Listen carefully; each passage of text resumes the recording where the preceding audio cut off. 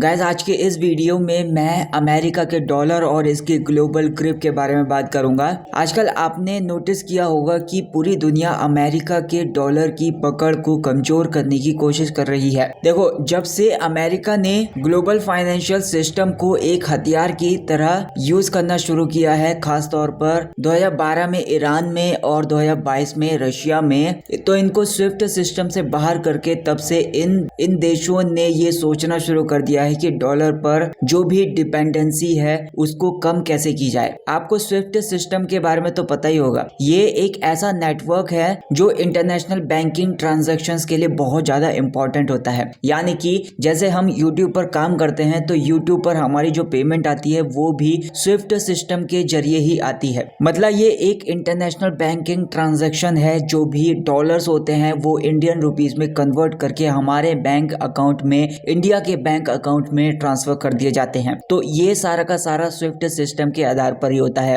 अब आप इमेजिन कीजिए कि अगर किसी भी देश को इससे बाहर कर दिया जाए तो उसका इंटरनेशनल जो भी व्यापार होगा पूरी तरीके से वो रुक जाएगा। तो ब्रिक्स देशों पर ट्रंप की जो धमकी है उसके बारे में बात करते हैं। अब जो ब्रिक्स देश हैं जैसे कि ब्राजील, रशिया, इंडिया, चाइना और साउथ अफ्रीका, इन्होंने ऐसा सोचा कि क्यों ना अपनी एक नई करेंसी बना ली जाए जिससे अमेरिकी डॉलर का जो ऑप्शन है उसका ऑल्टरनेटिव तैयार किया जाए। लेकिन जब डोनाल्ड ट्रंप ने ये बात सुनी तो उन्होंने सीधे तरीके से धमकी दे दी। उन्होंने ये चेतावनी दी कि ब्रिक्स देशों ने अगर कोई भी नई करेंसी लेकर आई या फिर डॉलर को रिप्लेस करने की कोशिश भी की तो अमेरिका इन पर 100% टैरिफ लगा देगा। उन्होंने यहाँ तक कि ये भी कह दिया कि अगर ये देश ऐसा करने की कोशिश भी करते हैं तो वे अमेरिका के अर्थव्यवस्था में व्यापार करने का सपना भूल जाएंगे। ब्रिक्स के डॉलर को रिप्लेस करना नामुमकिन है और जो देश ऐसा सोचेगा या फिर ऐसा मानता भी है, ऐसा सोचता भी है, तो उसे अमेरिका से अलविदा कहना होगा।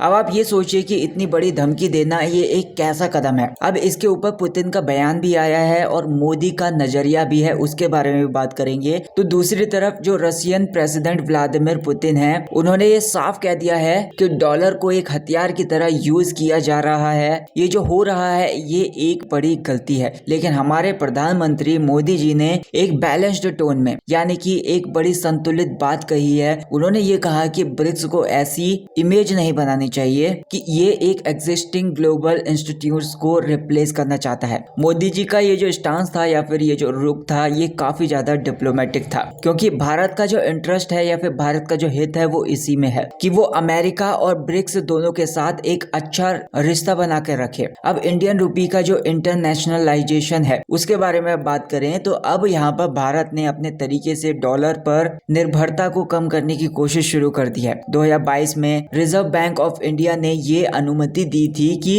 इंटरनेशनल ट्रेड में इंडियन रुपीस का यूज हो सकता है। ये जो कदम है ये खास तौर पर रूस पर लगाए गए अमेरिका के जो भी प्रतिबंध हैं उनके बाद उठाया गया, लेकिन इसका असर अभी भी लिमिटेड है। जो ग्लोबल करेंसी मार्केट है उसमें अमेरिकी डॉलर का दबदबा तो देखो 88% ट्रांजैक्शन से ज्यादा का हिस्सा उसी का है और वहीं पर इंडियन रुपीस का जो हिस्सा है वो केवल 1.6% है। लेकिन अकॉर्डिंग टू BIS अगर ये जो रुपी का हिस्सा है वो अगर 4% भी पहुंच जाए तो इसको एक इंटरनेशनल करेंसी माना जाएगा। लेकिन इसमें अभी बहुत टाइम लगने वाला है। रशिया और इंडिया के बीच में जो भी ट्रेड इम्बैलेंस है उसके बारे में अगर बात करें तो भारत और रूस के बीच में जो भी ट्रेड को लेकर या फिर व्यापार को लेकर समस्या है, रूस से इंपोर्ट बहुत ज्यादा है और भारत से जो एक्सपोर्ट है वो काफी ज्यादा कम है। इससे क्या होता है कि रूस के पास बहुत सारे रुपए जमा हो गए लेकिन वो उन्हें खर्च नहीं कर पा रहा है, उनको यूटिलाइज नहीं कर पा रहा है, इसीलिए वो इन रुपीस को इंडियन स्टॉक्स और बॉन्ड्स में इन्वेस्ट कर रहा है। इसके अपोजिट रशिया और चाइना के ट्रेड को देखें तो 2023 में उनका व्यापार $240 बिलियन तक पहुंच गया और 90% से ज्यादा जो ट्रांजैक्शन था वो युआन और रियाल में था। अब ये चीज दिखाता है कि अगर जो ट्रेड है या फिर जो व्यापार है वो बैलेंस्ड हो तो लोकल करेंसी का जो यूज होता है वो आसानी से हो जाता है। तो इस इंडिया का इसके ऊपर क्या पर्सपेक्टिव है? जो फॉरेन मिनिस्टर एस जयशंकर हैं उन्होंने ये साफ कह दिया है कि इंडिया की policy is not about avoiding the dollar. मतलब जो इंडिया की पॉलिसी है वो डॉलर से बचना नहीं है। हमारा मकसद है कि ट्रेड को लेकर जो भी हित हैं या फिर व्यापारिक हित हैं उनकी रक्षा करना और ना कि अमेरिकी डॉलर को टारगेट करना। जयशंकर ने ऐसा भी कहा कि हमारे कुछ ऐसे ऐसे ट्रेड पार्टनर्स हैं जिनके पास डॉलर्स की कमी है, तो हमारे पास दो ऑप्शंस हैं, या तो उनके साथ व्यापार बंद कर दें या फिर कोई ऑल्टरनेटिव मेथड ढूंढ लें। लेकिन इसमें डॉलर के खिलाफ कोई भी दुर्भावना नहीं है। ये एक बड़ा प्रैक्टिकल अप्रोच है क्योंकि सीधे सीधे टकराव से नुकसान हो सकता है। तो अमेरिका की कुछ धमकियां भी हैं और कुछ लिमिट्स भी हैं, जैसे कि ट्रंप ने सीधे धमकी दी है कि 100% टैरिफ लगाएंगे, और ये कितना रियलिस्टिक है।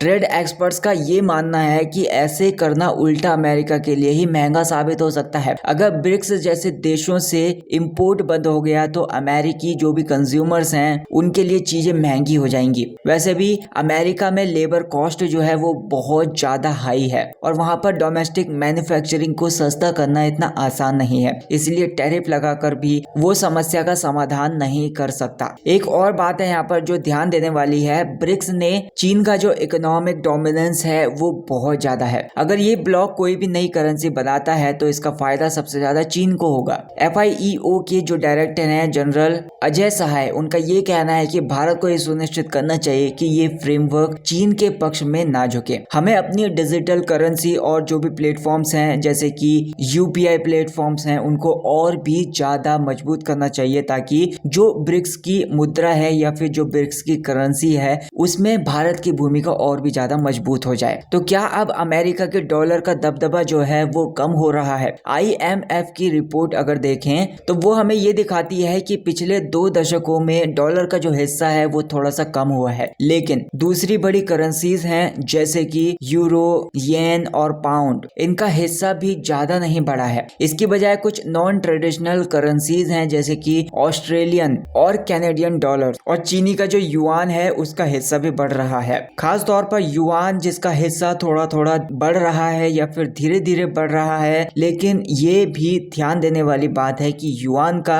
इंटरनेशनलाइजेशन रुक सा गया है। तो कुल मिलाकर भारत के लिए सबसे अच्छा तरीका क्या है? हमें बैलेंस्ड अप्रोच अपनाना होगा। ब्रिक्स के साथ जुड़े रहकर अपने फाइनेंशियल रिफॉर्म्स को आगे बढ़ाना चाहिए, लेकिन साथ ही अमेरिका के साथ भी मजबूत संबंध बनाए रखना चाहिए। यहाँ पर यह भी बात समझनी होगी कि जो डॉलर है उसको रिप्लेस करना इतना आसान नहीं है। इसके लिए केवल एक नई करेंसी बनाना काफी नहीं होगा। हमें ट्रेड बैलेंस, मजबूत फाइनेंशियल प्लेटफॉर्म्स और ग्लोबल सपोर्ट की बहुत ज्यादा जरूरत पड़ेगी और भारत को इसमें बहुत ही सोच समझकर कदम उठाने होंगे। इस पूरे के पूरे टॉपिक को समझने में हमें ये ध्यान रखना चाहिए कि ये केवल एक आर्थिक मुद्दा नहीं है, बल्कि एक पॉलिटिकल, डिप्लोमेटिक और स्ट्रेटेजिक वन मुद्दा भी है। अमेरिका, ब्रिक्स और दूसरे देशों के बीच में जो खींचातानी चल रही है वो ग्लोबल पावर बैलेंस के बदलते दौर का संकेत देती है। So that's it guys for this video. I hope आपको वीडियो पसंद आई होगी। वीडियो को लाइक कर देना, चैनल को सब्सक्राइब कर देना। Thank you so much for watching this video.